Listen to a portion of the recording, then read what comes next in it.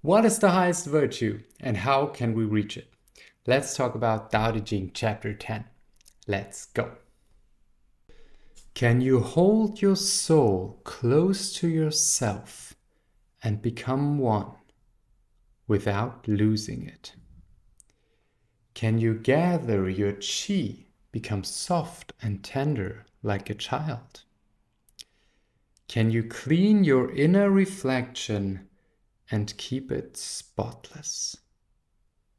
Can you care for the people and rule the country while not getting involved? As the heavenly gates open and close, can you act out the feminine? Can you comprehend everything under the heavens and still remain not knowing?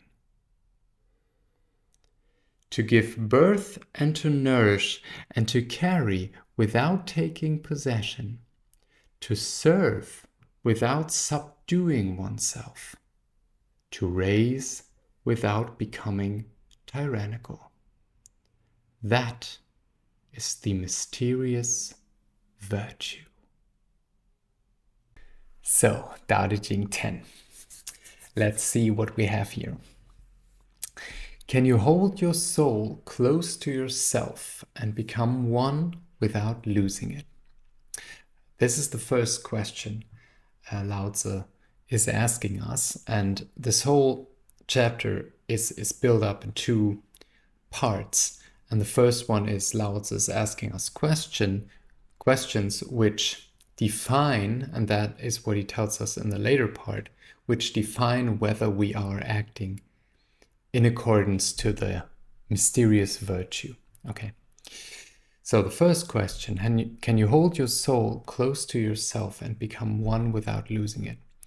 This one is about the problem that in a yin-yang world, where the yin is our physical body, our physical manifestation, which belongs to earth, and the yang is the soul, the spirit, which can float around and which is not bound to earth. Those two aspects of the human being can be separated. And that's a problem. Okay, so our task is, following Lao Tzu, to keep your soul, keep our spirit close to us and to become truly one. One yin-yang being made of flesh, but at the same time made of spirit. Okay, so that's why it said become one and not lose the connection. Okay. So the second question, can you gather your chi, become soft and tender like a child? So can you gather your chi, which means to focus, being able to focus your energy, being able to follow a certain path, to be able to stay centered.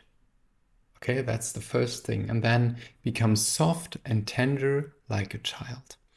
And being soft and tender is in Taoism, it's about being young and in the long term being immortal. Okay, because in a later chapter, it is stated that as long as human beings are young and full of power and strength, they are soft and flexible and tender. And as they get older, they get more stiff and they get more inflexible. So inflexibility and stiffness is associated with death, and softness and tenderness and flexibility is associated with life and youth. Okay, so that is what is meant here in the second line. Can you gather your chi and can you become soft and tender like a child? So that is the second thing you have to accomplish to reach virtue. So third line, can you clean your inner reflection and keep it spotless? What does that mean? I think that inner reflection is referring to our consciousness. So when we turn into ourselves and look at ourselves deeply, do we find any stains on our character?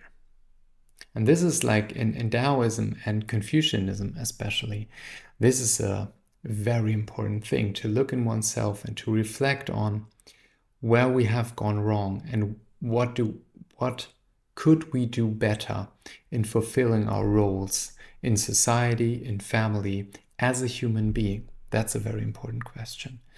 So the question is, do you do that?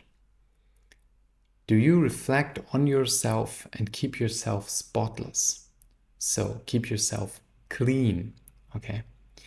Do you have a healthy conscience, right? So that's the question. So next one, can you care for the people and rule the country while not getting involved? And this not getting involved is those are the same characters as Wu Wei, and the Wu Wei idea all through Taoism is very important. So Wu Wei means that you accept the natural flow of things and do not fight with them. So it's a lot about a kind of a passive state where you are aware and you know how to act and move at just the right spot in time and be at the right place in the right spot in time, but not because you are eager to do it, but because you consciously follow the flow of nature. Okay, that is the idea. So he is asking, can you care for the people and rule the country while not getting involved? And this is really Lao Tzu's concept of how a good emperor should act, and that also that also is true for every kind of leader. You could be, if you are the leader of your family as a wife or as a husband, it's also important that you rule and that you care, but without overdoing it. Okay, that's the idea. Don't overdo it. And the Taoist claim is that the best ruler is one that is not noticed. That's an important sentence. The best ruler is not noticed by his people, okay? Because he rules so good that everything can develop freely and everyone can act freely and fulfill himself and do what is best for him and for society. So, but the ruler only does that which is really necessary and not more, so that everything can work properly. Okay, that's the idea. So whether you are the leader of your family or the leader in your company or the leader in a state, that is how you should manage without overdoing it. Okay. Next one. As the heavenly gates open and close, can you act out the feminine? Okay, and at this point we are reminded of chapter 6, which is about the holy feminine, okay, the goddess of the valley. And that is also mentioned here again. So the heavenly gates open and close. Can you act out the feminine? This is referring to that the heavenly gates are that through which the human fate, the human destiny is brought down to earth. Okay, those are the heavenly gates. You could also say, in a Western sense, when God is speaking. Okay, when God decides that is happening and that is happening and that is happening. Can you act out the feminine? What is the feminine? The feminine is accepting. The feminine is don't fight against, but accepting, going with it. Okay? Be soft, be tender. Again, like a child. Take what is coming. Okay, that is what is meant here. So when heaven decides, don't go against the heavenly will. Go with it. Okay, go with it. Accept, act out the feminine, act out the yin quality of life. Okay.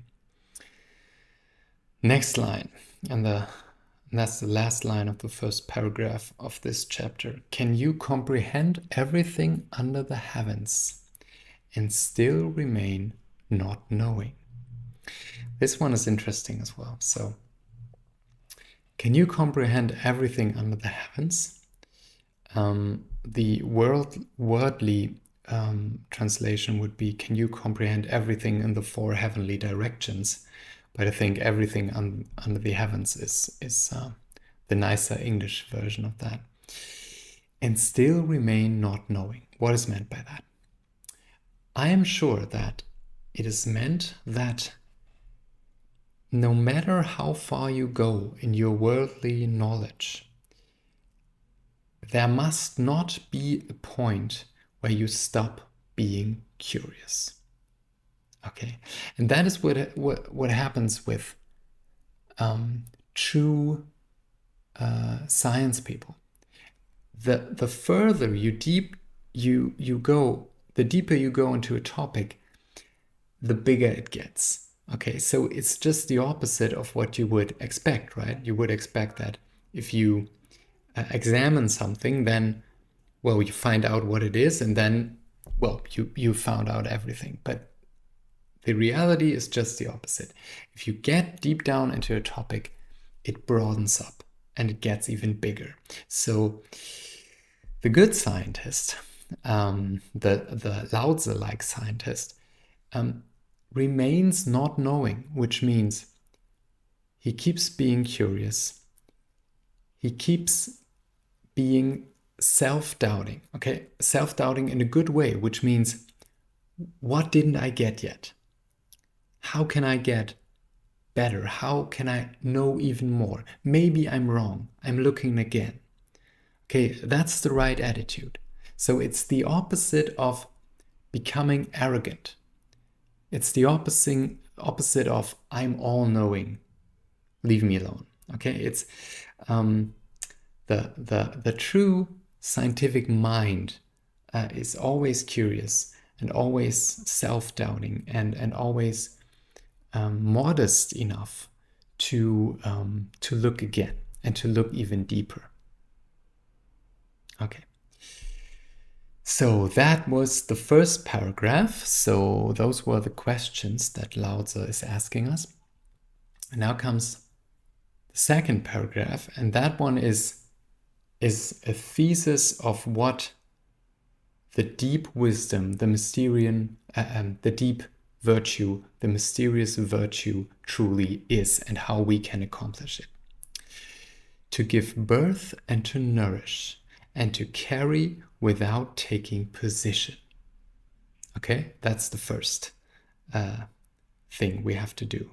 So to give birth, which means to create, to nourish, which means to maintain, and to carry, okay, which means to support and to help, but all without taking possession. Okay, that's the important thing. And that reminds us, of course, of Tao Te Ching chapter 2, where it is stated that the wise creates and then goes on. Okay, so this not linking your heart to something, not being dependent on what you have created. You don't stick to things. Okay, that is the idea, which is stated here, which is a very important one if you want to be happy. Okay, next line. To serve without subduing oneself. This is also a very important one. So it's important to serve your wife, to serve your kids, to serve your husband, to serve society. That's important, but without subduing oneself, which means you should not become a slave only because you serve. Okay? So, as always in Taoistic ideas, it's about the middle, right? It's about finding the middle. Yeah, you should serve others, but do not become a slave. Your own needs are still important. You have to find the middle between those two, okay? Don't be egoistic, but also don't be a slave to others. Important. Next line. To raise without becoming tyrannical. Also very important. Yeah. Of course, it's important to raise children, and also to raise children who can behave properly, who are friendly, who know what respect is, and to act respectfully towards others. But you have to do that without being tyrannical. It's about finding the middle. Okay? It's about finding the middle way between yin and yang. Don't become tyrannical, but also you have to raise them properly. So set rules and yeah, be really there. Be a real father or mother. Okay, so you have to guide them. You have to raise them properly. So, and then comes the final sentence. That is the mysterious virtue. Okay, so these last 4 lines or 5 lines define what is real virtue. How is it acted out? How is it acted out in the world? And all the questions we have in the first paragraph, they guide us to that truth. Okay, that's the idea. Great. So I hope you like this one about chapter 10, about Lao Tzu's Tao Te Ching, chapter 10. And yeah, I hope you join me. Please like and subscribe if you want. And here you can see more videos you can watch and a playlist. Thank you very much. Bye-bye.